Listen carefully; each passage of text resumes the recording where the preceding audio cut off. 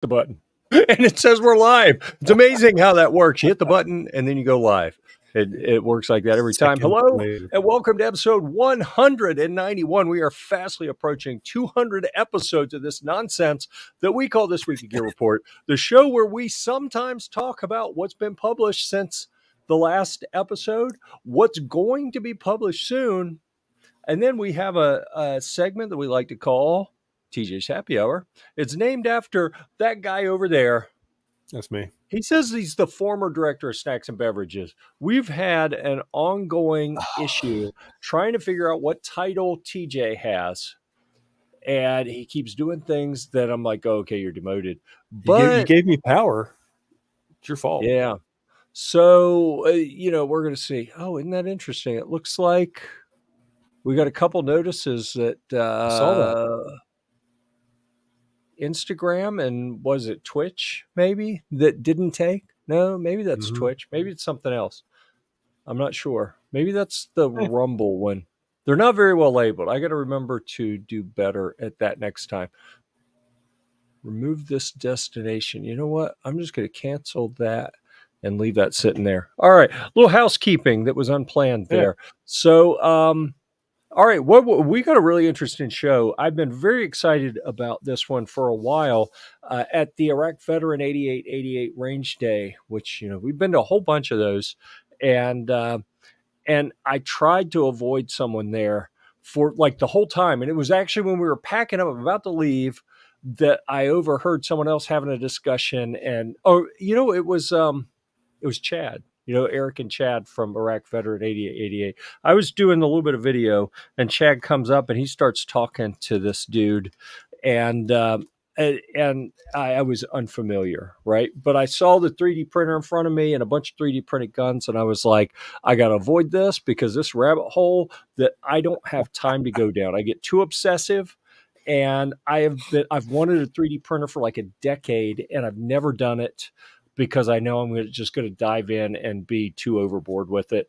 But after that discussion, I'll actually show some pictures later, maybe some video of the 3D printer that I just set up in the office last Friday. So almost a week ago. And we'll talk about some of the projects we're doing and the new channel that we created. We could probably talk about that real quick as well. Actually, you know what? I was about to say, we should bring some of the other people in here. Komar is in transit, so we're going to leave him here so he can pipe in and say stuff when he wants to, but not harass him. That guy over there is TJ. This guy that I'm about to put on the screen, people call him Crashing Rich. I find that a little bit insulting. I call him Flying Rich. That's what his name says, right? Thank you, sir. Plane Crash Expert. Never mind. Maybe I was incorrect there. All right. Yeah. Rich, thanks for being here. We really appreciate that in the small text. It does, yeah. Yeah, so Komar and Rich both have some experience in 3D printing, and I wanted them to be here. I was hoping Chris could be here as well. Chris is part of the GearReport team. He's been on the GearReport firearms team since almost the very beginning. He's one of the very first firearms authors that we've had here. Yeah, I've got a sticker that looks like that, a Flying Rich sticker. So Chris couldn't make it. He's a scout leader. That's because you didn't make it to SHOT Show that one year, and I just gave the patch to TJ. Oh yeah, okay. It was several years ago, but that wound is still a little too raw, Rich. Too soon. Yeah. Still too soon, believe it or not. Yeah. So what we're going to do on this program is MIddleton Made is going to be here. I believe his name is Ethan, and he will be here shortly. He was here in the green room, and he wanted to get a new camera. It just arrived. He hadn't had time to set it up. He said, "I really want to use a good camera." I said, "You know what? We'll kill some time up front." Does he know it's GearReport? Yeah. We weren't going to say anything. Exactly. I'm like, not everyone knows how we work. Just my laptop camera. I'm like, dude, mine's like. Dude, this is last gen cell phone. Yeah.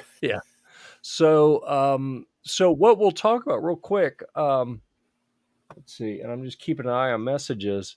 It's a fun thing. Do you ever post stuff for sale on Facebook, and it's like no one messages you, and the next thing you know, it blows up, and like everyone wants to talk to you about stuff. So I can tell you right now, probably not a damn one of them wants to buy anything. They just want my phone number so they can run some sort of scam on me. Now I've seen you touch firearms on the stream. Yeah, and we don't do that anymore because are you aware? You see the wall of guitars behind me. Are you aware the wall of guitars? The Guitar Gear Report channel was nuked by YouTube? Like, we have a firearms channel that we're broadcasting on now. We have the OG Gear Report Reviews channel that we've done lots of gun stuff on. We've handled pew pews live before with copious disclaimers about these are empty, there's no ammo around, it couldn't be fired if it wanted to, and we haven't had any issues yet.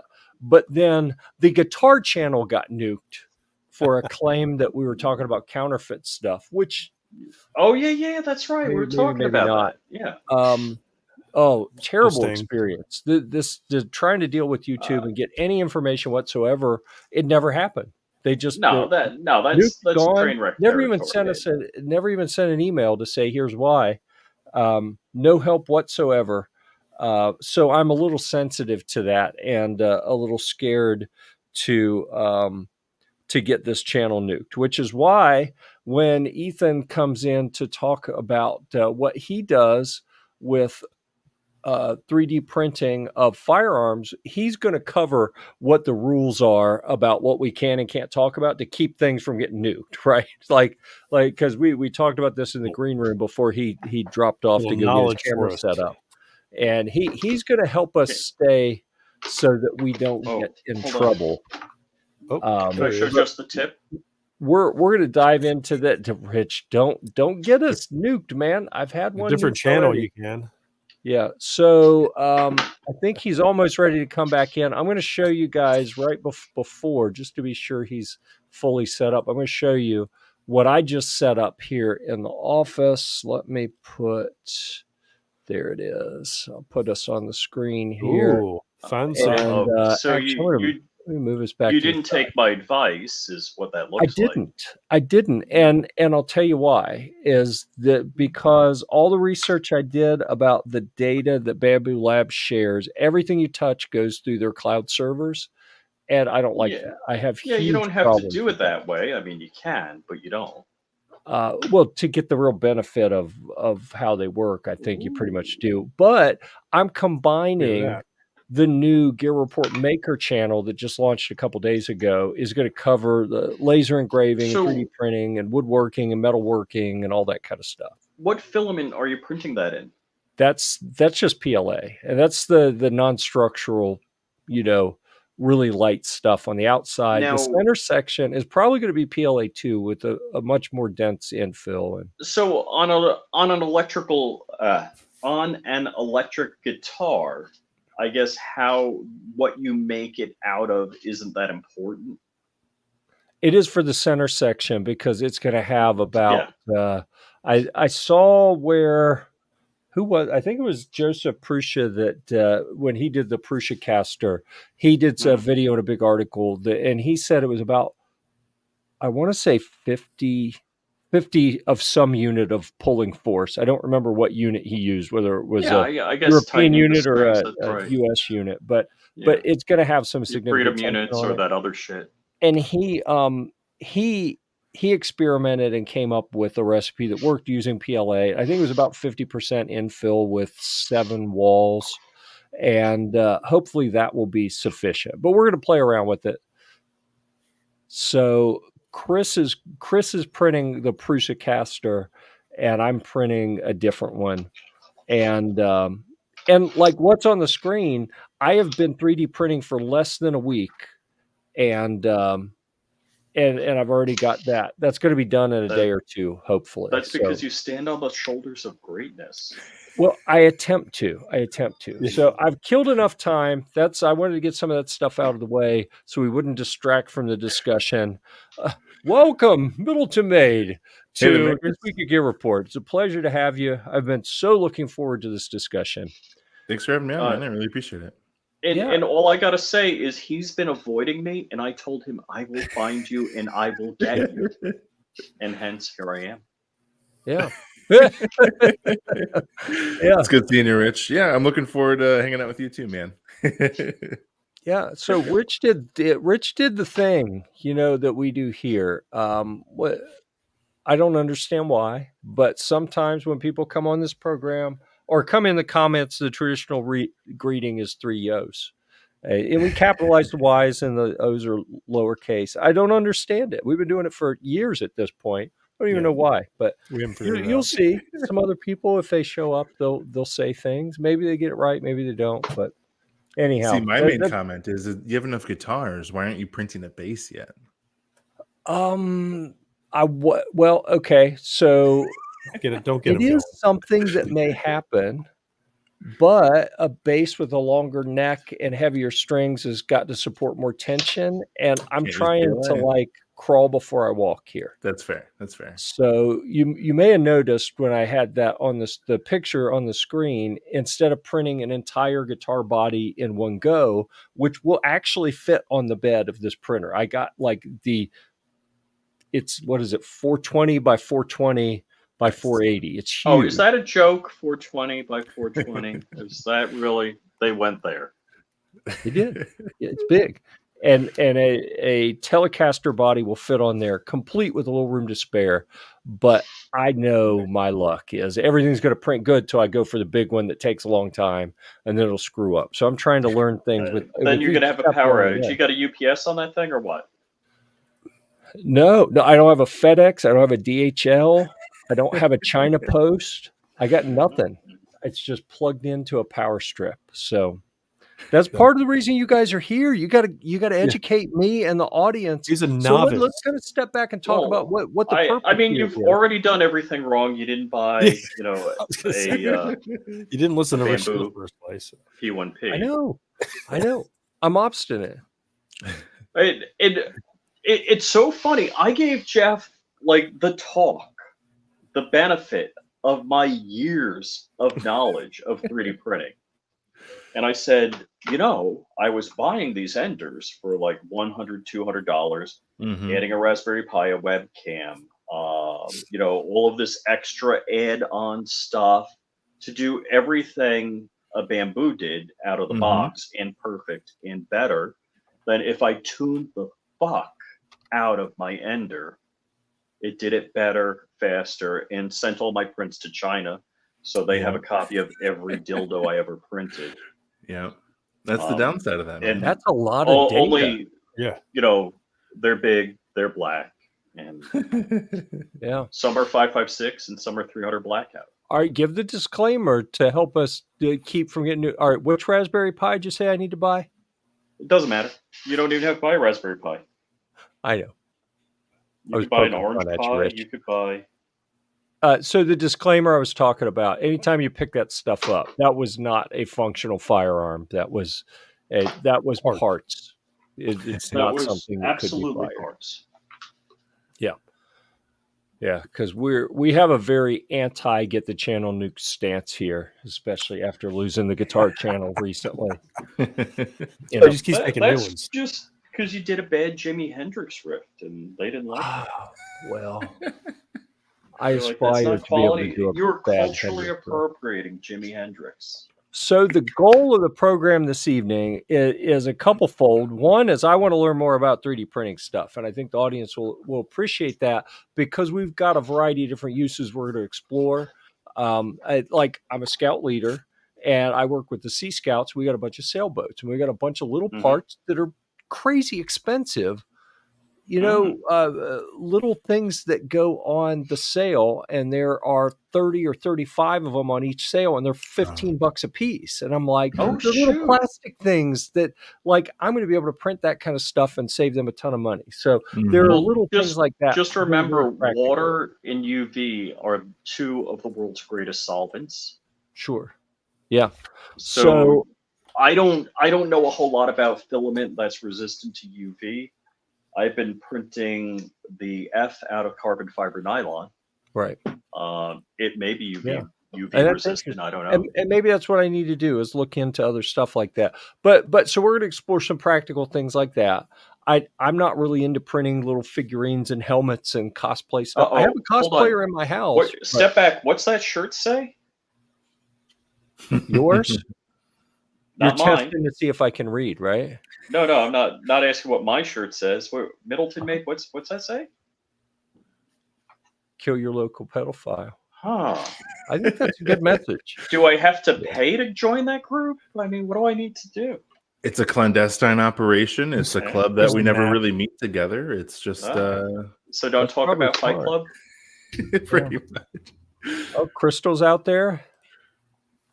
Yep. Justin, yo. See, getting it right, pretty much. Almost close. They're close.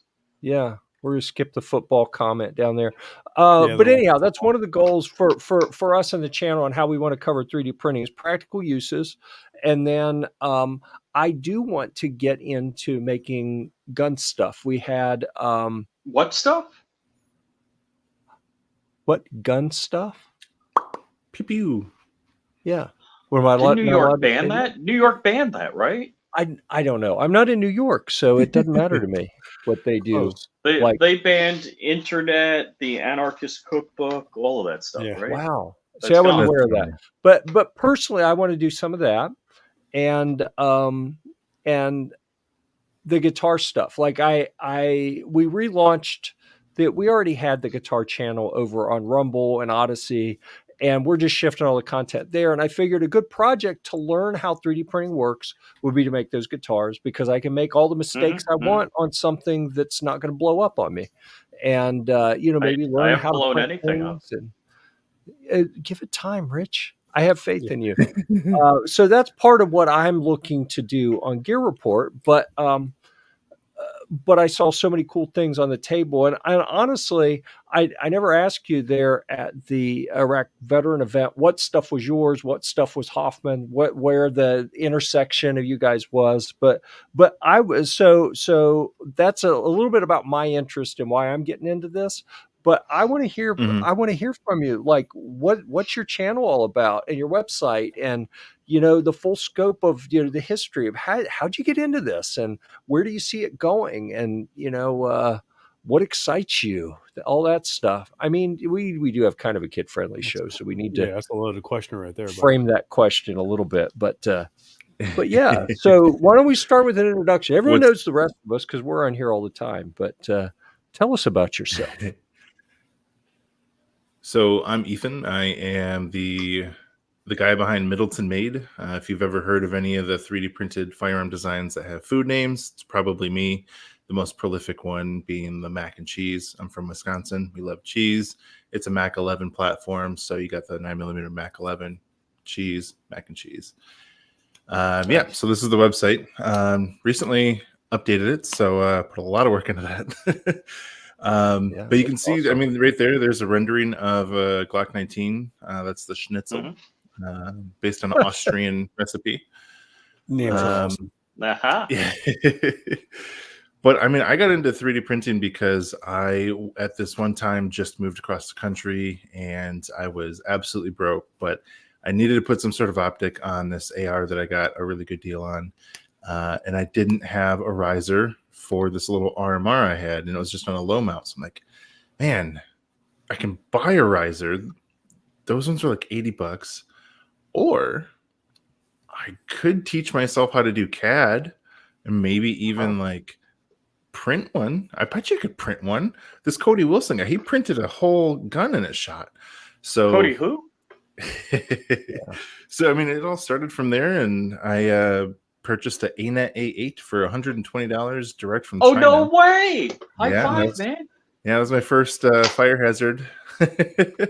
And taught myself how to use SolidWorks with the help of a friend who is in the aerospace game, or still is, but he gave me a couple pointers, enough to get my feet wet, and said, good luck. So other than like, here's the very basics of how to do a sketch and what this program does, I am self-taught. So it's pretty cool to be able to go from, it'd be really cool to save money on stuff, to being like, I'm spending way too much money on this stuff now. All right. Yeah. So how long did it take you to build the ANET? Not very long, maybe hour. Oh, whoa, 8 at A8 in an hour? yeah. I'm Just taking totally the close. well. Here, I didn't peel off all the stuff. The shiny black, no, that wasn't cutting it for me. So I left all of the covering on the acrylic. It was nice and brown, a matte finish, no shiny reflections. So you can probably take another 25 minutes off of the time for if someone is going to peel all that stuff off, because Oh, dude, that is that so took me an tedious. easy 5 hours to build. No That way. was like, oh yeah, and I'm good at this shit. It's just a handful of bolts and screws. 100. Probably, yeah. All right, so I got to tell you, the ANET A8, so we'll sidetrack here a little bit. Because you build every portion of the ANET other than soldering chips on the board, everything about that machine. I had like something go bad on the hot end on my Ender 3, and I'm like, I don't know how to fix that. Not like that confident, thing. It's like, yeah, I built it. I know how to fix it, of course. Yep. But it was like, I didn't build that. I'm like, how do I do that? I'm like, let me look at YouTube and figure that out. But sorry for the No, that's actually one of the things that I think was beneficial with all the problems that printer was. It got a lot of people into printing. And the reason that it was a problem is because it's a fire hazard. It doesn't have what's called thermal runaway detection. So if for some reason the part that heats up the nozzle comes loose, which isn't an unheard of thing, it's just a set screw. A set screw in an environment that gets up to 200 C probably will come loose at some point. Yeah, if your thermistor like drops out of the hot end, yeah, it'll melt. What it reads is it's not hot enough because the thermometer is still in your hot end. So it says increase the temperature because it's just dangling outside of it. So it's increasing the temperature, getting hotter and hotter and hotter until it basically self-ignites the stuff that's in there. Then your wires catch fire. No, the wires are catching fire. Now all the plastic around it and acrylic and everything else starts catching fire. So it's a huge, huge, huge fire hazard. The Enders and all that stuff have gotten better because of printers like this. So it's funny. It's such a terrible printer, but we wouldn't be where we are now if not for printers like that. So, well, and that's kind of like Burt Rutan saying that test pilots need to die. And that the whole idea that you need to break things or let me make it a little more PC. In the IT world, there's business that has one philosophy that nothing ever breaks or goes bad. And then there's the social media Silicon Valley philosophy, go fast, break things. Yeah. So if you're not breaking things, you're not learning. Right. So working to get my cam back.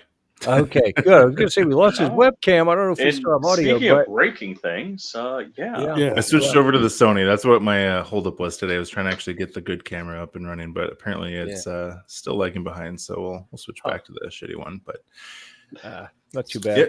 So it started all from needing a riser from for a red dot, and then my buddy's like, "Hey, I have a scope. Could you do a 30mm scope?" I'm like, I have a scope here too. I could probably design a scope mount. Like that might be cool. That and the riser are both on my Thingiverse page. I think I posted those in like 2017. So it's been a little bit. So what filament did you use for the riser and the scope mount? So that was before PLA Plus. So this was just standard PLA. This is PLA, not even PETG. No, this was, I want to say it was eSun PLA. And a dude in Australia told me he downloaded the scope mount, and I actually got a couple jobs from him for design work because he said he put it on his actual rifle and he put a few hundred rounds through it and was holding zero. And he's like, I really like this. And I was like, this is my second design. I cannot believe that it's actually working. And that kind of gave me that validation to like, maybe I could actually make an actual gun. Like, holy shit, I wonder. And then that's when I started seeing stuff like the Mac Daddy and other cool designs that were coming out at that time. And I have a pretty unique aesthetic, as most of the people who are familiar with my designs would say. So I was like, I like that, but I want it to be a little different. So that's where I started designing mac and cheese. Nice. So I can show the Thingiverse page because it doesn't have any gun designs on it, right? There's no issues with Thingiverse that. is I can totally share the link virgin. to that. I've shared the link to the website and Instagram and YouTube already. Let me see. Did I do that? I don't update Thingiverse. So Thingiverse is kind of like an archive of the before times. So Okay, so which from my perspective means it's safe, right? So yeah, totally fine. let's see. Oh, we got a youngster out there watching, it looks like, too. All right. So anyhow, on the Thingiverse page, some of those older things, if anyone wanted to see it with that. Is that the scope mount you're talking about here? Yeah. Yep. Neat. Oh, that's funny.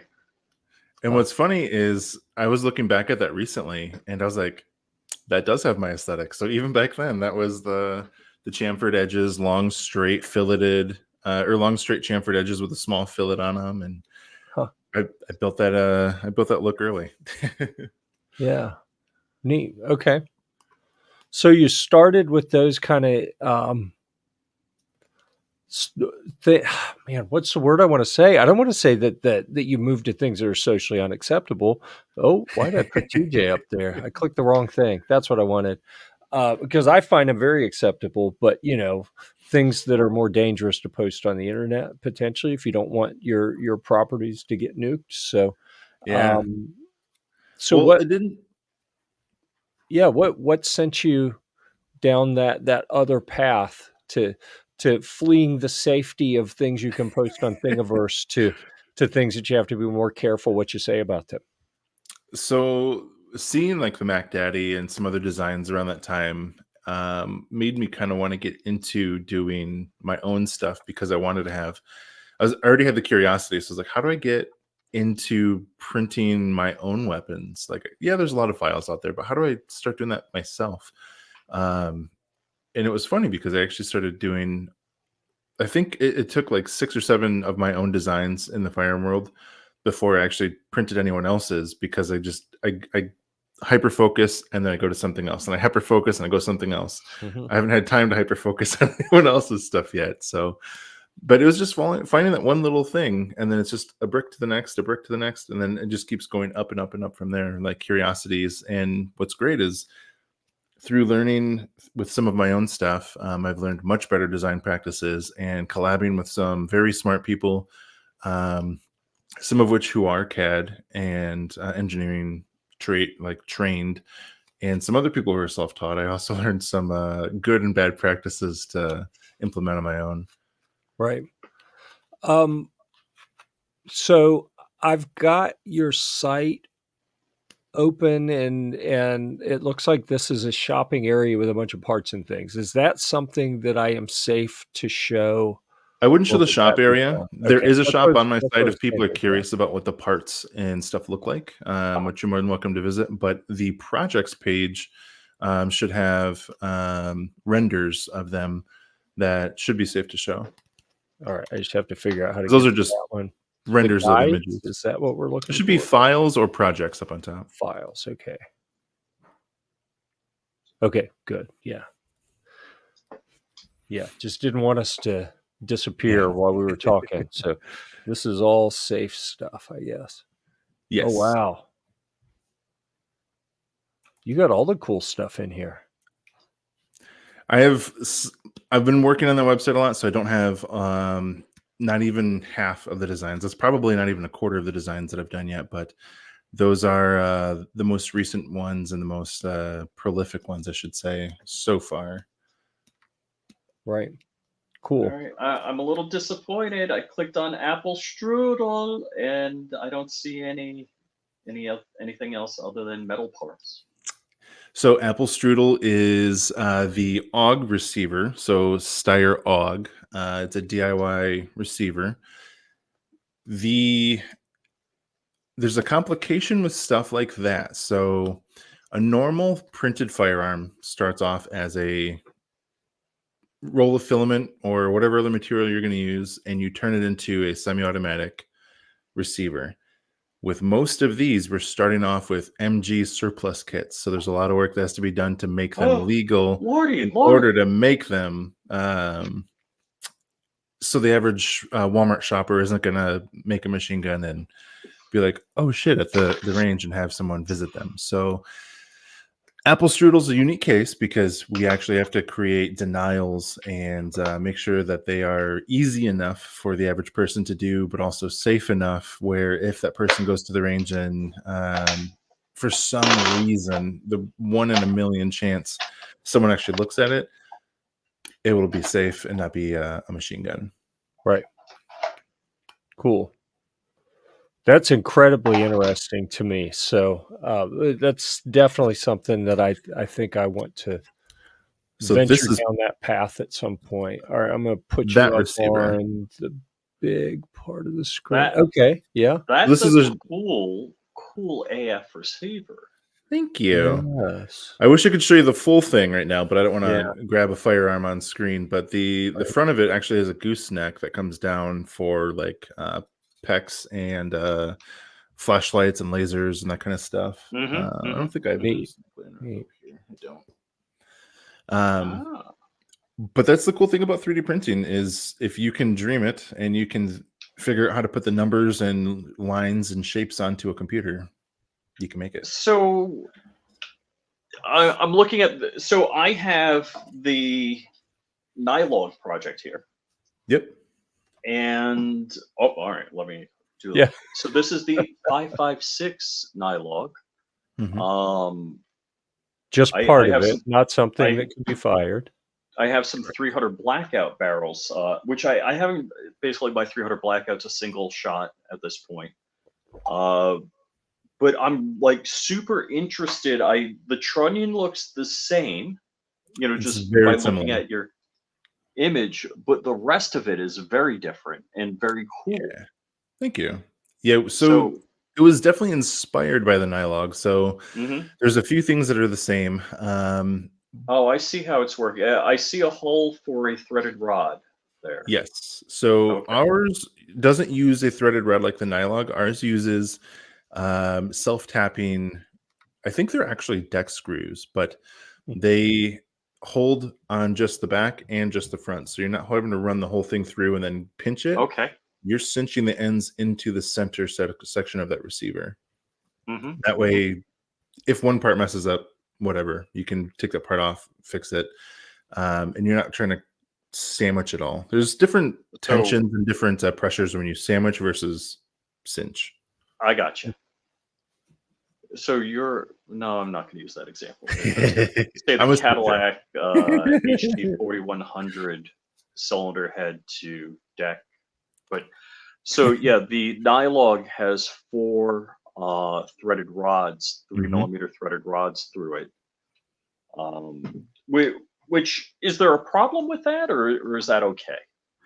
No, I mean, I did things a little different because I didn't want to copy theirs, and because I intentionally didn't look at theirs when I started mine. I wanted this project to get done faster than what they were doing, so I just said, "All right, you know what? I'm going to wing it, and we'll see where we go from there." Ironically, it ended up extremely similar because how many ways are there to do this shape? Not many. Honestly. Yeah, there's. So I think maybe we need to explain a little bit of history on the Nylog project. Basically an AUG receiver, an actual AUG is something like this. Now I got a scope and a flashlight on it, so it's a bit of a monster. But the important part, yes, the important part is this portion here, which is now in the 3D printed world, this portion. Yeah. The actual AUG has this quick release barrel system, which isn't that interesting because if you can, just remove the entire receiver and replace it, who cares about just the barrel? So the Nylog, you lose that feature, but you 3D print the receiver, and basically it's kind of like a triangle, an extruded triangle with rounded corners. And this looks incredibly complex, but realistically, the simple parts are simple. And that's what you get. Basically, well, that gets you an AUG. So that AUG I got on sale for $1,400. You can get a parts kit for $300 ish. Barrel in other parts, pretty much under $500. You can build an iLog or your version, the Apple Strudel. Yep. Right. Yep. And it's called the Nylog because nylon is one of the most durable filaments that you can print at home on most of the printers with some upgrades. So like this is a PA12 nylon filled with carbon fiber or carbon filled. There's a debate on if it's actually fibers or powder, but there's a lot of different nylon variants that are normally very flexible, but when you add filled components to it, be it carbon or glass, they stiffen up and get very rigid and a lot more durable than the traditional like nylon would be. So, the one thing I didn't touch on about the Nylog, and so same thing with yours, is you're using the KAK barrel. Yes. The KAK barrel is a modified AR-15 barrel, so you can see the pin and the barrel extension here. The AUG bolt is basically an AR-15 bolt, but just a little deeper. So if you shim it, an AR extension on an AR barrel just right, that bolt will close properly. If it's not shimmed, it's literally like 0.053 inch off. So it's enough where it makes a huge difference. And if you don't shim it, it won't lock up. Like, it's just enough. Wow. So the brains behind 3D printing an AUG, and we're not 3D printing an AUG, we're 3D printing an AUG receiver. Yep. Is whoever figured out, and I don't know who's responsible for that, but oh my gosh, an AR barrel that's shimmed will work. Who figured that out? That was probably either because 2A or Casca. When I came in, they were still doing DIY barrels with shims. And I didn't know, but at the time, V and myself were both talking to KK, both coming up with basically identical dimensions, sending them off and saying, hey, this is what I think we need for this project. And then when the barrels came out, I was like, hey, V, you guys are getting these barrels too, right? He goes, yeah. And I go, this is the sketch I sent over. He goes, yeah, that's just basically exactly what I sent over in a different file format. And I'm like, all right, well. So yeah, we basically took an AR barrel extension that they custom make now for that length, and it fits perfectly. You'll have to modify the cage a little bit, Dremel down the radius on the inside of it, so it cycles just fine. But I mean, it locks up perfect every time now. You mean right? Yeah. So what he's talking about is that corner. Yeah. And that's because the teeth on an AR extension are a little bit different than an AUG's teeth on their barrel. Ooh, this is my Ratworks left-handed bolt. Gross. Well, we refer to those as wrong-handed bolts. Yes. Yeah, just for clarity. So we have had a couple questions from GWebs, gun websites, that we got to keep in mind. We can come back to best printers and best filaments here in a moment. We've touched on a little bit of both of those. He also asked how much attention is being made to the development of 3D printing, any resources you can recommend. So I want to come back to that in a touch as well. Because we were kind of diving into some of your specific things. I don't want to cut off your story because we were getting into some of the things you designed, and you said you have an aesthetic. It feels like we're getting closer to current state of where you are. I want to know, help us understand the full story of where you are today, but also where do you see this going? And then we can come back to some of those more generic, 3D printing discussions in a bit. Well, what's funny is for the last 7 years, I've been a video producer, doing commercials and product videos and photos and stuff like that. And most recently, the most recent employment for that was this huge dealership with 50 plus roofs for RVs and all the different brands of automakers and all that stuff. So making commercials for like Mercedes and stuff, or Mercedes Benz. Sorry, I have to say Benz. You'll get fined. But Daimler Benz, Mercedes Benz. I was actually with the support of the community, buying through the shop and supporting through. It's a Patreon-like service. It's called Buy Me Coffee, where people can subscribe every month to there. Because of people supporting me through the shop and through that service, I was actually able to leave that job and go full-time into this. It's not paying as good, but I'm able to at least scrape by right now. And it looks, I mean, there's good perspectives on that. It's definitely going up. So it started as just something where I was like, maybe I can make some stuff for cheap, to now being like, I could make enough cool stuff to put out there where people actually buy it. I also give the files and all the information away for free, so you don't have to get it from me. You can go to your local hardware store and get everything. But at least you have that option, and it supports the dev that made it. So cool. And I'm happy to hear you were able to pull that off. I know it's scary. I've been doing GearReport full time for a few years at this point, probably 3 or 4 years at this point. And I'll tell you what, man, sometimes it's amazing. Sometimes it's like, no, trust me, kids. 80% of the time it's scary. We'll have heat, we'll have food. You'll be able to still do things, but sometimes it gets a little tight. So, good on you for figuring out how to make that work. And I'll tell you, my previous relationships, no one was really supportive of anything that I had hobbies or things I was interested in. And even like the video stuff, like if you're not doing it for work, they're not paying you, don't do it. Now I have a wife that encouraged me to make that jump. She's like, if you think you can do it, fucking go for it. And I'm like, that's awesome. Are you sure? Like, are you like, now I'm like, you have too much faith in me? Like, is that so it's kind of the I've been telling my wife, my YouTube revenue of $60 a month, we can live on that. Yeah.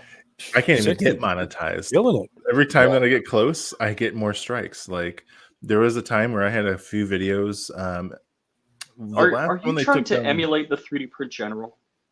So his stuff happened right after mine, and I think after mine they started making some changes because I got 1 strike, but I got 7 videos taken down, and that was 80% of my views. All of those big videos that I had were the ones that got taken down. A few of them weren't. A few of them were like, one I had a slider just going across the printer as it was dark and had some cool moody lights. I used it for a background on a website. And it was printing drone parts, but it got taken down for firearms violation. And when I appealed it, it still got rejected. When I appealed it again, it still got rejected. So how do you appeal it a second time? There was a glitch in the system when they updated stuff, and then they did 3D Print General stuff. There was a glitch where I was able to go back in and appeal all my stuff, and all of it got denied again. So I'm just like, they don't even like, no one's looking at this. Like, you have to be a big YouTuber with the number of the guy. Yeah, so he was at an event we were at. You could have talked to him. Well, that's a good point. Yeah, and I wish I'd have made contact with that person because I mean, while they're firearm specific YouTube rep that was there at that event, maybe they would have been able to put me in contact with a real person about my guitar channel being nuked as well. Who knows? But speaking of what platforms are you able to have more open discussions on? Like if people say, yes, they can find you on YouTube, and I already shared the link in the comments for that. Like I just shared a Rumble link as well. Nice. So where can people get more information on what you're doing? I'm trying to make the website a one-stop shop. So MiddletonMade.com. I'm hoping one of my goals for 2024 is to actually get a lot of guides. So if you're new to 3D printing, not necessarily 3D printing firearms, but just 3D printing in general, you can go there and get some information. I'm also into cameras. Let me see if I have the thing in here still. I do. So like anamorphic stuff on the Lolo. So like this is a cheap camera, but I have a filter in there with a little line through it that gives you anamorphic flares. that gives you anamorphic bokeh. So like doing anamorphic stuff, which is generally pretty expensive. I have a passion for camera stuff too. So I'm going to have a lot of different guides on there. So if you're interested in anything 3D printing, I'm hoping to have people who can also write on there and give their perspective on things and their expertise. Sure. So I want to make it a one-stop shop to go there to get more information. But right now, I'm kind of on YouTube. I have like 5 videos that are mostly done, but there's just that hesitation to like finish it and hit post because every time I do, I mean, there's so many alternate platforms out there. Yeah. So I started Player. That one seems to be the most welcoming. They're very in our wheelhouse. Formerly Utreon. So you're able to use their monetization system? I haven't gotten paid out on it, but I am signed up for it, and all my payment information's on there. Yeah. I'll have to look at that because I'm on there. I guess all of my videos go there from YouTube, but YouTube gave me a 1-week vacation because I talked about some thing that happened to the United States a couple of years ago. And so I went over to Rumble and I set up a live stream and I shot guns in my backyard live on Rumble. There you go. Yeah. There's not much over there right now. I definitely haven't focused on it, but if anything ever happens to my YouTube, that'll be where I primarily post videos. Yeah. The only issue is YouTube's unfortunately the only one that has good embedding. So if you want to put stuff on websites, like you can embed from Player, but it gives you a weird player, ironically. So it's just, I don't know. It's one of those things where like the worst company has the best platform, unfortunately. I'm also on Reddit, on X or Twitter or whatever. I barely use any other platform other than Instagram, but I'm on the other ones.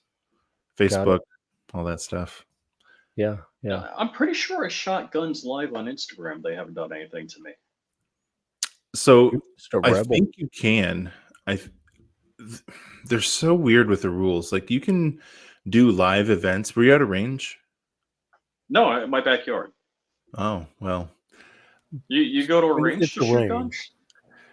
I go to my garage and I have a shoot barrel, but that should be a guide too. The shoot barrel's awesome. Oh, yeah. My wife hates it, but it's awesome. It works up to 5.56. So your wife doesn't you're not doing gun stuff again, are you? No. You don't she get knows that. that I'm doing gun stuff. And she's also learned that whenever anyone asks, like, oh, well, what does your husband do? Product design. It's not wrong. You got to figure out how develops cordless hole punchers in product design. That's that meme. Hey, can I add you on Facebook? You got to get cool about a lot of shit real fast. Yeah.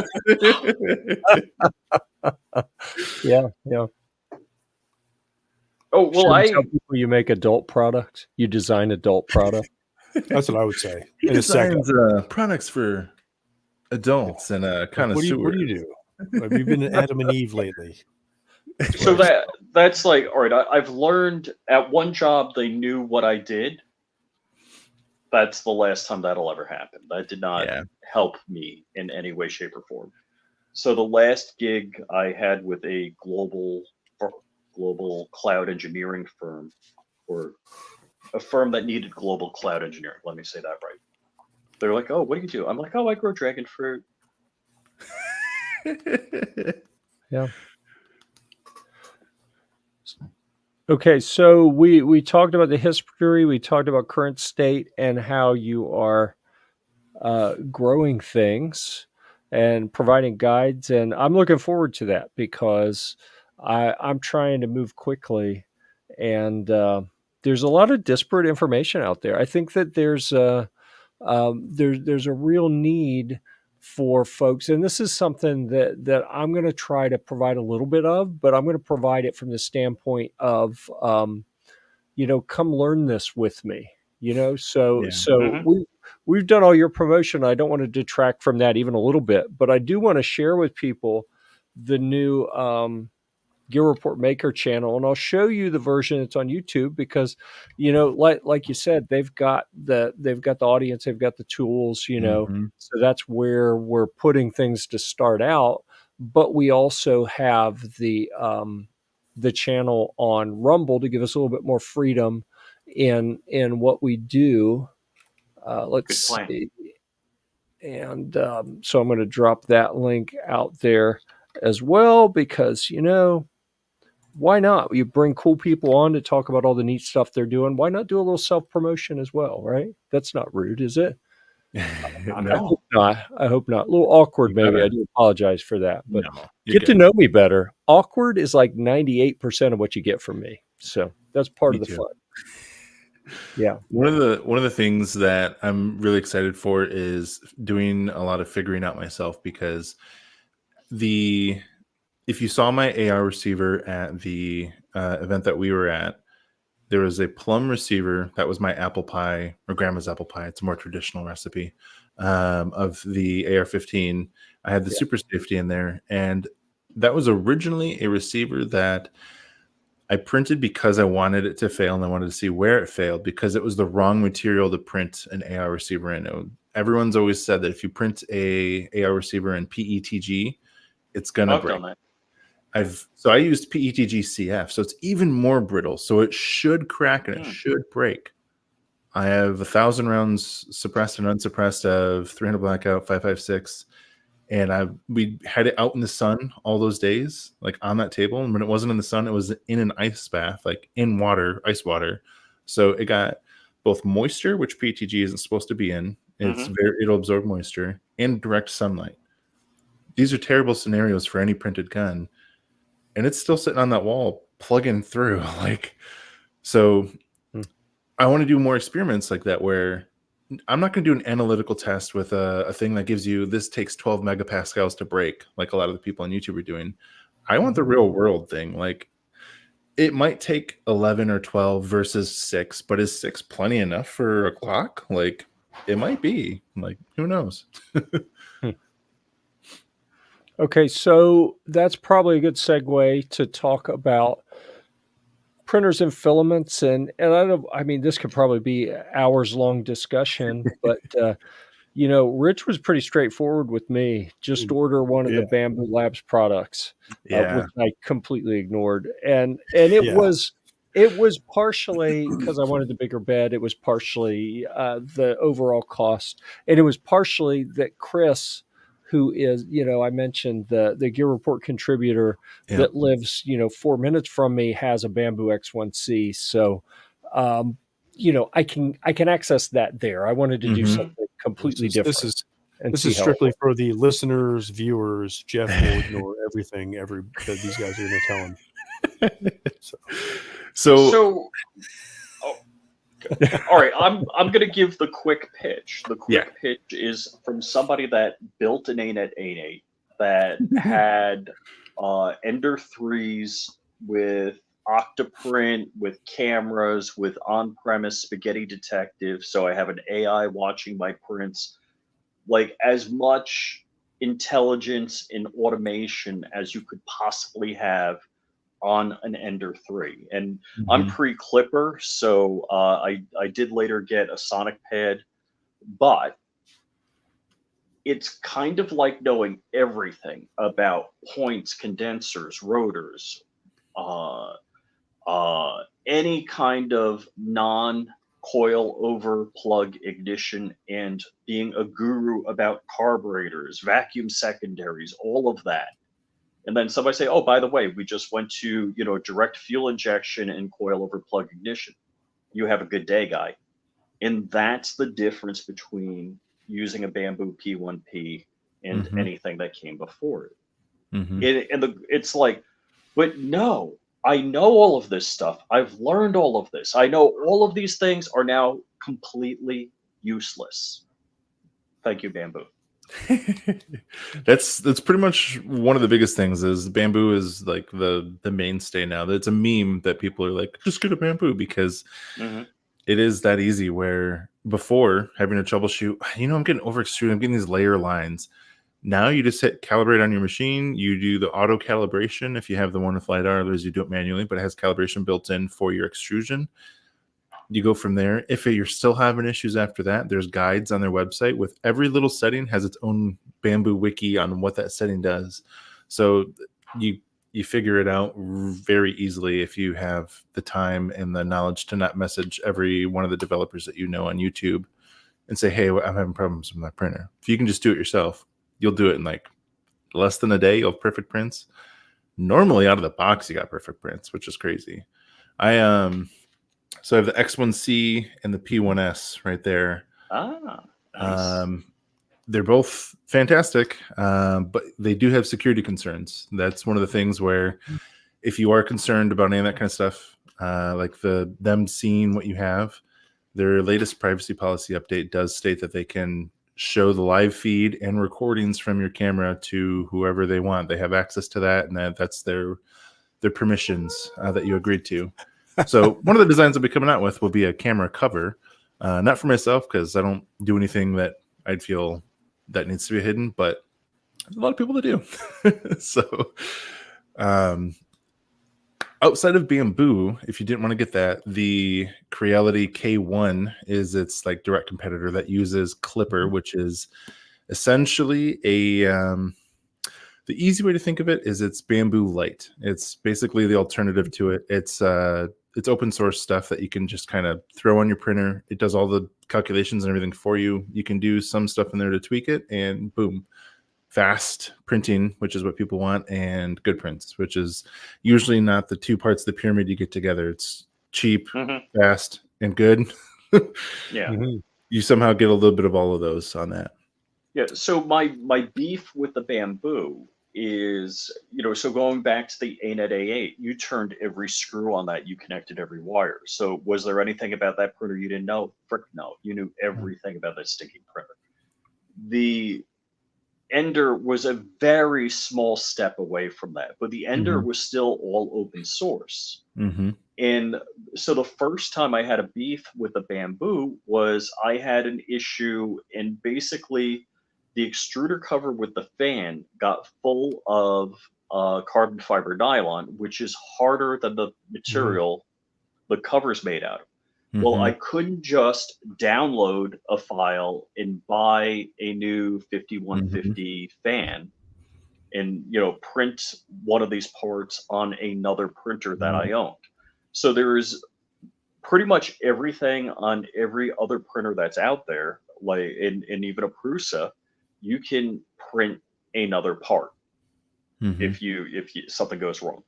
So, and I just had it happen again. I had a print, I don't have the parts handy, come off the bed of my Bamboo and go into and knock off a third of the blades on my cooling fan. So one of my Bamboo P1Ps was down for, a week as I ordered. And in fact, I ordered X1 carbon fans or whatever covers with the fan by mistake. I'm like, oh, I got this part. Like,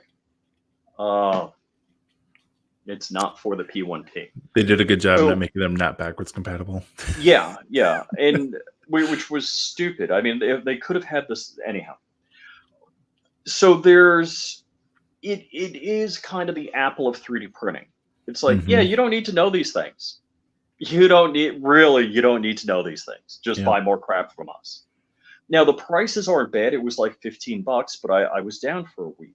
And in that situation, I'd rather, and I don't know if this is too geek for most people, I have a VMware home lab and I have Docker home lab stuff going on. When I did Spaghetti Detective, it was just a couple of lines of code to run a Docker container with Spaghetti Detective in it. You know what? Even if Bamboo doesn't open source everything, if they allowed me to bypass the Bamboo cloud by running a Docker container with my Bamboo-ish local, I would be happy about that. You know what? Don't give me the source code. Don't give me all of the magic. Give me a Docker container or something like that. And because even I'm an IT geek and I've rolled my own home security for the most part, my paradigm is nothing in my home security talks off my network. It's all on my network. So I'm like really nails on the chalkboard with the Bamboo, the security model, and all of that. Yeah. I have in both of my models, I have an AMS unit, which is their multi-filament, so you can just switch between them units. And both of mine have 2 slots that are down, so I'm down to 2. The P1S has sometimes 3. One of them sometimes works, sometimes doesn't. Wow. I don't know. I don't know what's up, but that's one of the things is I have to get those parts from Bamboo. I can't get. Well, there are some China Lake kind of knockoffs, but you're going to wait the same amount of times. It's like I'll just pay more and get them directly from Bamboo at that point. But that is a downside is I can't just go on there and print a lot of those files. They do have some files available to print, but not the like main components that you need like that. So, you can't print an AMS hub. Knowing that the core team at Bamboo came from DJI, and you mentioned you were printing some drone parts, I think you said earlier, right? So my limited experience with DJI, a friend got one a couple years ago, and we tried to just get it to hover. It was actually outside the scout meeting building, which happens to be close to the local airport. Well, like Rich, I'm a pilot too. I know not to fly up above the tree line and get in the way of planes coming into land. I just wanted to hover the thing and it wouldn't even take off. And I looked at that level of control and was like, you know what? I don't see me ever buying a DJI drone because you know what? I don't need you telling me what I can do and what I can't do. I'm concerned about the Bamboo printers at some point, them saying, oh, well, you're printing gun parts. No, we're going to shut you off. That kind of thing. I actually used to work at DJI Arizona. I was the general manager, and that's where I started doing video production was for DJI Arizona. And that was actually a huge issue with us was if we had a job that was anywhere near Sky Harbor or any of the other places, because there's a Air Force base down there too. Sure. You had to have all these different permissions and all that kind of stuff. And us being DJI Arizona, on our machines, we had a login that had like an unlimited basically an unlimited lockout so we could fly wherever. But any of the new stuff that we'd get in, like, oh, the new drone, we got to get footage of the new drone to make a video for it. Just came out. Couldn't do it. Like that machine hadn't been unlocked yet. So, wow. And that's one of the hard things is, yeah, I mean, the DJI is gets a lot of stuff for being a little overly ambitious. Like they're not the police. They're not the regulators.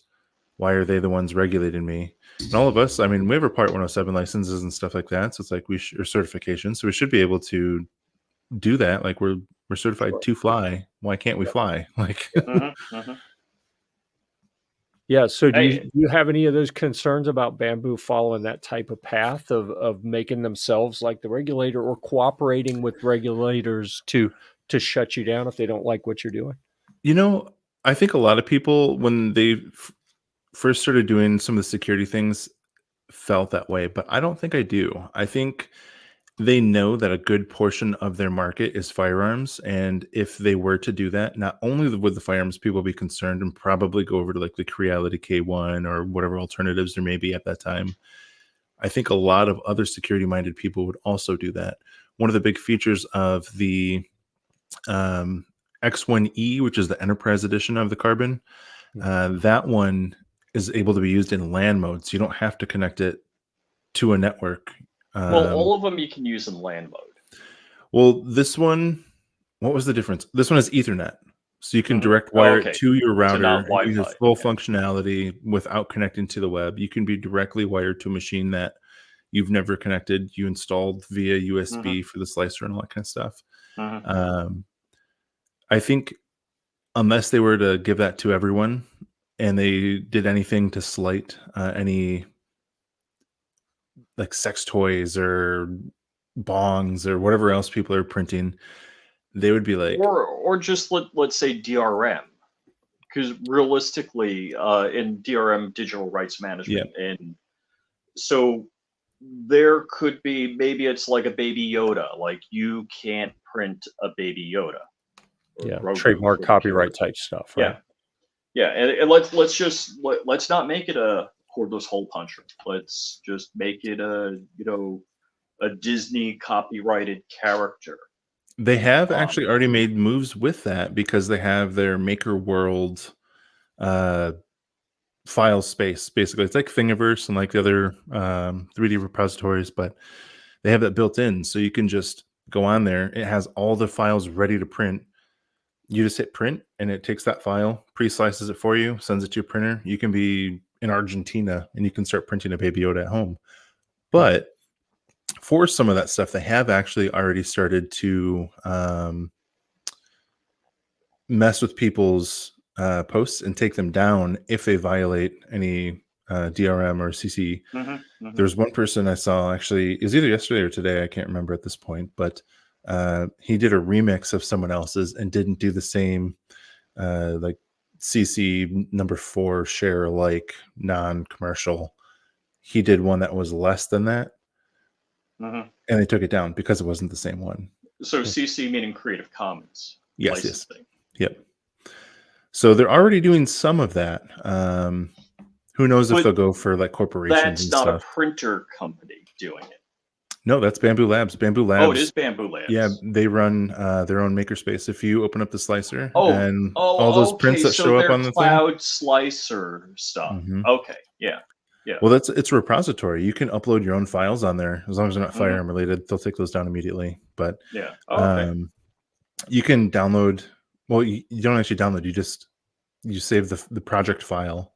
It has all the settings. It has everything built in. Like, so I've heard some people say, and I don't know these people. You probably would know them far better than I do because I'm very new to the 3D printing space. But when I was trying to decide what to get, I saw a guy that was saying, like, if you're doing any product development of things that you may want to have some IP protection, or you just don't want people to see what you're doing, or maybe you print something, a company sends you something, but you're under NDA. If you print it and it hits the cloud, Bamboo has, per their terms of service, they have rights to have access to all of that. Like, they basically can get it, print it, share it, do whatever they want with it. As someone who is building a company around original designs and IP, you know what? I mean, I know you also said you're sharing files out there pretty freely, but do you have any concerns about that? I don't know. I'd have to see if that's fully true. I think it's partially true. I think if you upload it to their makerspace, they absolutely do. But if you just slice files and print them, I don't think they have access to those. I could be wrong. They may have updated their terms of service even since the one that I just mentioned to include that. But at that time, that wasn't included. If they were to do that, I mean, there are also files that I'm working with that are under NDA, CS at SHOT Show, but that would be a big issue. But you can also print via USB, or not USB, SD card. So it wouldn't be the end of the world, but it'd be getting rid of one of the huge conveniences of having a Bamboo Labs with the Bamboo Slicer. I got to tell you, I don't know why. I just feel completely Neanderthal if I have to slice a print and take a micro SD card. Yeah, like, okay, here we go. Let me. Yeah. So the printer that I just got is a Elegoo Neptune 4 Max, and it comes with an old version of Cura that I haven't been able to get to. Like, it's popped up and said it was connected once or twice, but I can't figure out like why it connects sometimes and it doesn't others. I'm putting stuff on USB and walking it across the room, but then I hook up Orca and it connects, and I can monitor the camera and, you know, send files, stop files, change the temperatures. You know, I can do all that stuff remotely, and so I understand exactly what you're saying. In the very limited amount of time I've been doing this, the very limited amount of times I've had to walk across the office, I was already annoyed and like, oh, screw this. Well, the camera is a game changer because I used to have my printers in a different room. So I'd start the print, first layer goes down good. All right, we're good. I'd walk away. Yeah, I'd come back 6 hours later. It's just doing whatever the hell it wants to do. And it's not what it's supposed to be. And sometimes if that nozzle catches that filament, it'll create like a ball around that nozzle, and that ball can encompass your whole hot end. You can kill your printer by doing that. Most of the time you just kill the nozzle, but you could kill your printer by doing that if it gets hot, and it doesn't have thermal runaway detection. So,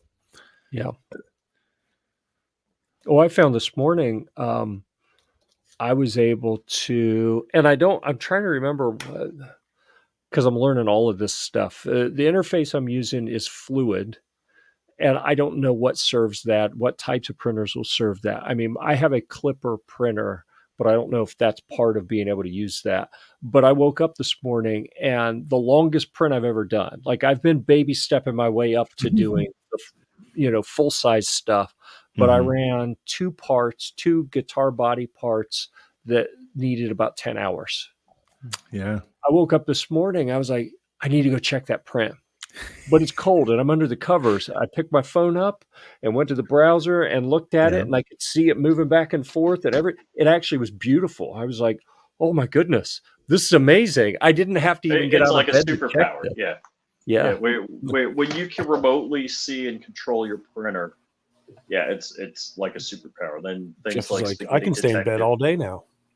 I would have my printers with the push bullet plugin, so when the print finishes, it sends me a message to my phone and my watch with a picture of the finished print. That's cool. I'm like, oh, my print finished. There's been multiple times where I'm away doing work or many cities away and the print finishes and I can just take a look on the app. All right, we're good. Nice. When I get home, I know I got something to look forward to, rather than being like, when I get home, it works. Like, oh yeah, that's pretty freaking exciting. Yeah, I have like no idea what you guys are talking about on 3/4 of this stuff. Just so you know. Just for Honcho asking if I could 3D print hair, man, I got all the hair I could possibly want here. I didn't even know why Jeff has all that. That's his natural hair. He wears one of those skull cap wigs. Yeah, or skull cap, so nobody can see. Yeah. Well, it all started a few years ago when I was actually at SHOT Show, and Rich didn't know it, but I saw him and I was like, that bald look is pretty cool. I think I'm gonna go for that. Yeah. It was a life-changing experience. You stole your look. Having breakfast with Flying Rich, even though I wasn't at SHOT Show, apparently. So you did not. Yeah. I still giggle. Yeah, and with that, I ended up like this. So, yeah, the influence you have, you never know. So let's see. Is there anything else that we want to talk about? I thought, since TJ finally said something, we haven't coaxed it. I have no idea what you guys are talking about. Any of this stuff. I do have a goal here of making sure that everyone speaks at some point in the program. That's why I figured I'd speak now. There was a little break, and I was like, just letting everybody know you haven't heard me because it's total gobbledygook. But all right, so with a 3D printer, the TJ will appreciate this. You can print router guides with your 3D printer. Yes. So if you want to do dovetail joints, you can print. What is it where everybody wants to drill like these slight angles for screws? Oh, pocket holes. Yeah. But I have those tools. I have those tools already, though. Yeah, but for us poors that don't have that kind of stuff. Yeah. Or if you need a different one, so you have poors. You have 3D. You're not poors. You have 3D printers. I just have tools. You have a car that drives itself, Rich. Come on. So, like, I needed a zero gap plate for my table saw because the one that came with it was kind of shit. So I just catted it up. Boom. I needed to have some push sticks, but I didn't want to use just scrap wood, and the one I had was getting kind of eat up. I just 5 minutes in CAD, hit print. I don't use them. 60 minutes later. So let's talk about. That's a great idea. It's just in case anybody's wondering. I do not use them personally. Do not recommend it for anybody else, but I have them. Yeah. Since we got TJ talking, let's assume that TJ as someone as I was 2 weeks ago, never owned a printer, never printed anything, never designed anything. I would just buy a bamboo. Man, that sounds cool. Don't take 3D printing advice from this guy. I like what all these people are talking about. You say that, Rich, and I know you're probably correct. But so far, I've had nothing but phenomenal experience. Rich. I'm very pleased thus far. We'll see what happens. I mean, I'm sure that you're going to be proven right before this is all done. But I have no question about that. Right. Yeah. But I did what I did. So there. And I like to learn things the hard way. That's the fun way sometimes, right? This is a learning journey. I'm trying to figure out how I can learn more. But I want to hear. Is that the fuck around, find out curve we're talking about? All right, I'm going to mute Rich here in a second. Ethan, I want to hear from you. If we want to set TJ up to print cool stuff, and he's a gun guy, right? So let's just assume that he would have some proclivities in that direction. It would be.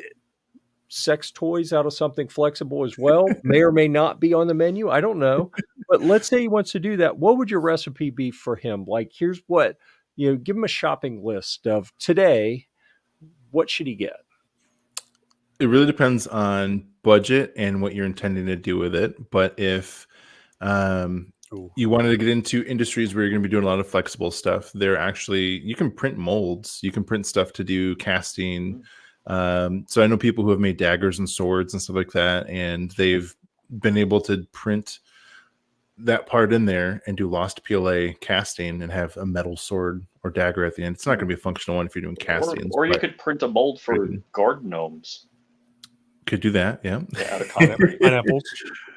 I know people who have done like, it sounds dumb, but if you got someone who's into like gardening and stuff, you can print vases and then cast those in cement.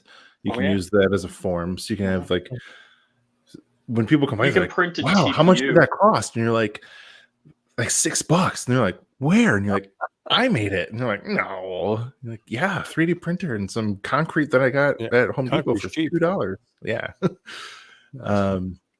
But I mean, especially if you want to get into building stuff, like being able to do jigs and templates and stuff like that, like it's huge to be able to have something dimensionally perfectly accurate versus the way I used to do stuff, which is trace it on MDF, cut it out with a router, sand the edges. Yeah, like I'll get something perfect and then I can just trace it with a router. So it's way easier to do a lot of that kind of work.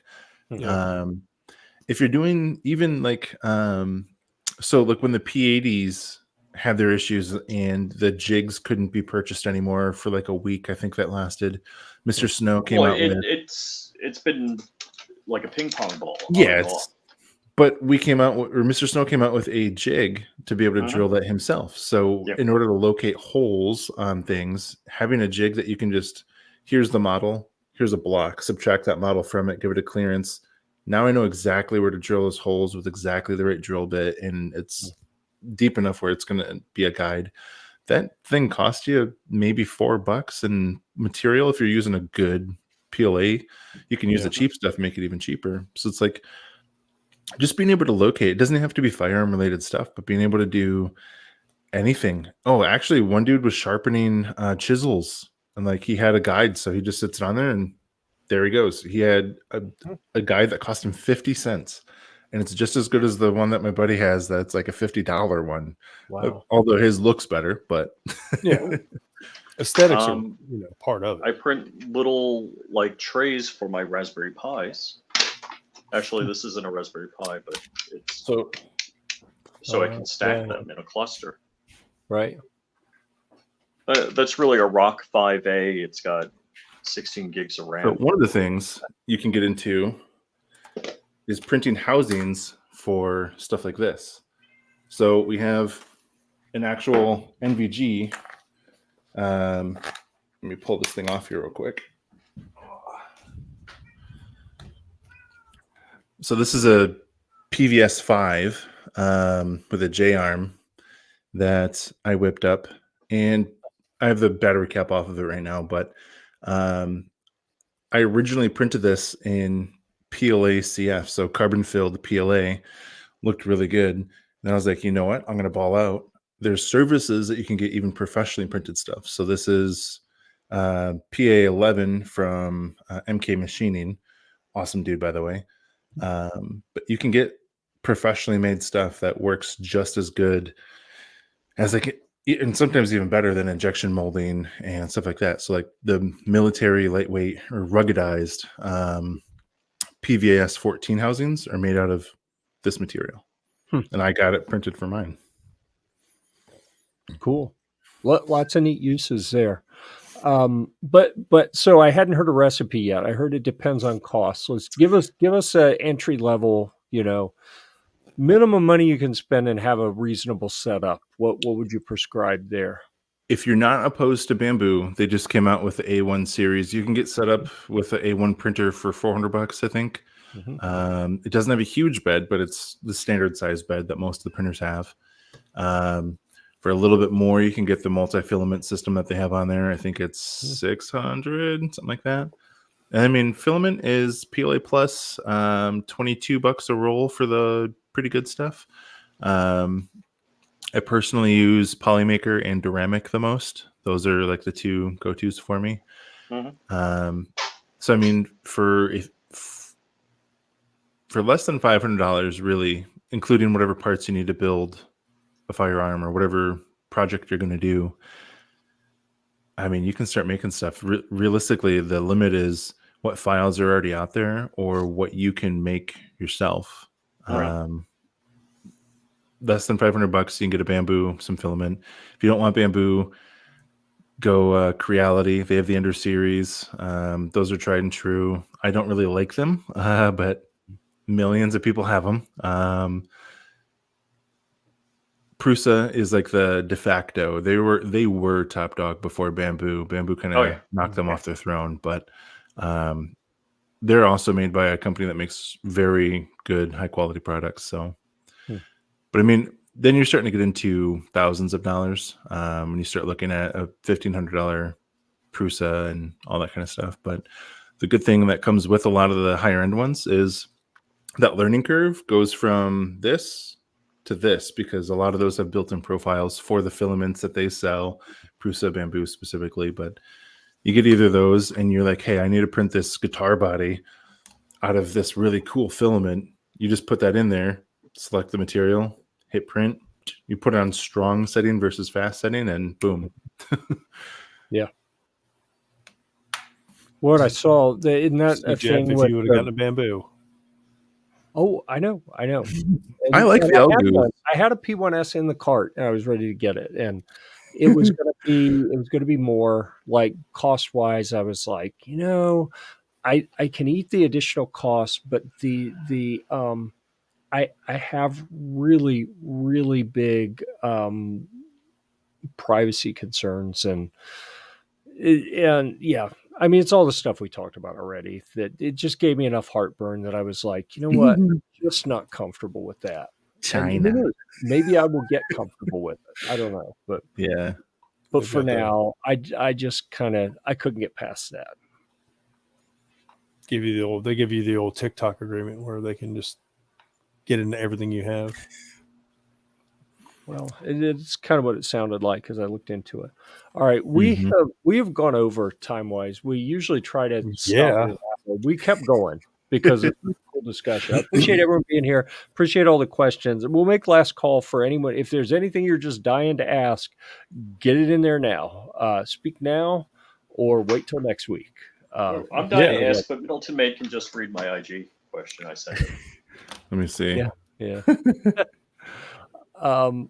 So Komar, are you going to participate today, or are you just happy to be here with us? I'm just happy to be here. I'm learning.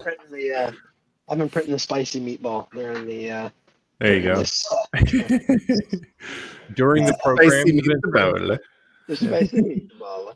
I saw your notice on there. SOTs can submit videos if they want to. I am at SOT actually. There we go. Maybe that'll happen.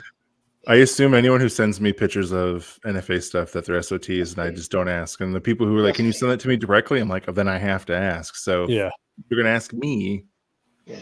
Send me your ship. Yeah, I haven't seen. I'm gonna have to send you my stuff because that looks very interesting. Yeah, so I have very limited experience with it. I only have I think 4 SOTs that have given me feedback on it, and for most of them, as long as the lever works, basically as long as you don't destroy the lever with use or material choice, that runs. Yeah, I'm interested to check that out. I've got an issue. I mean, crossing over to different topics. I've got a Ghost Gunner made registered lower that it's a post sample, and it hogged out the extra pinholes so that the disconnector doesn't work like it should. And that spicy meatball might be a solution to make that operable without destroying and making a new lower. Yeah, actually. So yeah, I need to shoot those files to you so I can get files from you and we can make that happen. Are you saying you hogged out the Autoseer pinhole through use, or? It was cut. Okay. Oblong. Okay. And and you can actually see it moving a little bit, and it's like, it's just barely big enough. Like I have literally thought, I'm just going to put some JB Weld in there, and it'll harden up and it'll hold it back, and everything will be fine. But that seemed a little janky. You went Colt size pin when you should have went modern size pin. Well, potentially, but it definitely was not a concentric hole. It was a little egg shaped. Said I don't think that's what it was supposed to do, but right. Yeah, that is actually the reason that we sent that Ghost Gunner 2 back and are still waiting on the replacement to show up. Oh no! I got to talk to those guys to get that sorted out so we can finish that project up as well. But anyhow. Yeah. Think about any parting words that you want to talk about. We'll give you time to do your little promo and talk about everything you want to direct people towards. And I'll say thanks to everyone on the panel. TJ, thank you for speaking up. You're welcome. Appreciate That's what I'm here for. Komar as well. Komar rarely says much of anything, but when he does, you sit back and go, "Oh wow, that was cool." Yeah. Thanks. So we appreciate you being here. Flyer and Rich stopping by again. Doesn't happen very often. We do appreciate when you come by and don't crash in the middle of the program. That's good. Mm-hmm. Always. I know it's a little out of character for you, but we do appreciate that. So, Ethan, what would you like to tell us as we say so long to folks here? Thanks for the support. Thanks for having me on. If anyone is looking to get into 3D printing, don't hesitate to reach out. I answer almost every message and comment. So even if it's not firearm related, I love engaging with the community. The community is what makes it possible for me to do this in the first place. So, and the most important message is I'm just a dude. Like, you guys can be doing this too. Like, I'm just a fucking guy who likes to do video and games and all that kind of stuff. I'm the typical dad and husband. So if you're like, oh, that stuff's kind of cool and you're curious about it, you too can design your own firearms or print your own firearms if you don't want to design them. But like, you can put your mind to it and do it. It's blurry, but that's an M72 A7 Law rocket launcher that we have files to shoot rockets out of. Like, it's legal and that's fucking cool. So if you're curious about it, and if you have at least 15 IQ points in that stat, you can do it. You can do it. Gotcha. That's cool. You haven't talked about, you have come on our live show and podcast. You do that yourself, right? Do you want to put a plug in for that? Yes. So if you want to reach out and contact, so just contacting me directly, that's going to be Instagram, maybe Facebook. I'm a little less active on there, and information on the website. Or you can also reach out and watch us live most Saturdays out of Battery Live. So I'm usually a co-host on there. There's a number of us, so sometimes we take turns. But January 6th, we will be back for Insurrection Day. We'll have Nopal on. And you guys can come by, and we talk mostly about firearm-related stuff and in the DIY space. We, after Nopal, are probably going to have a very sought-after and new up-and-coming guy. I don't want to give out his name yet, but he's not GunCAD, but he's DIY, and it's some really cool stuff. And actually on that, here might be a hint here, but one of the cool things about the GunCAD space is there's a lot of diversity. Like, the normal gun space seems, look at our panel tonight, awfully white. Like, but GunCAD, although it's still awfully white, there's a lot more diversity for politics and everything else. Our guest after that, he's black. Like, we actually have public-facing black people that aren't Colin Noir. Like, that's sick. Like, nice. All right, so we'll definitely put that on the list to keep track of, and check out what you guys are doing over there. So, with that, I think we're going to call this a wrap. And one last thanks to everyone for being here. And just here's something that we do: you can participate or not, completely up to you. I give everyone the choice after our sponsor, Maximum Defense. No, not that. What? You missed it. You missed I was it. gonna flash, yeah. Yeah, we say that for after the show. So Yeah. we're in the green room. We can talk. We can, I mean, we don't want to make it weird while we're live. Weirder. Yeah. So anyhow, what we do, I'm going to say until next time, and then we'll all point at the camera, like right up at the camera, and say, "We'll see you at the range." You participate or not at your own discretion. Okay. I learned the hard way when our sponsor was like, "I'm not doing that." I was like, okay, relax. You don't have to. Okay. So until next time, we'll see you at the range. Can't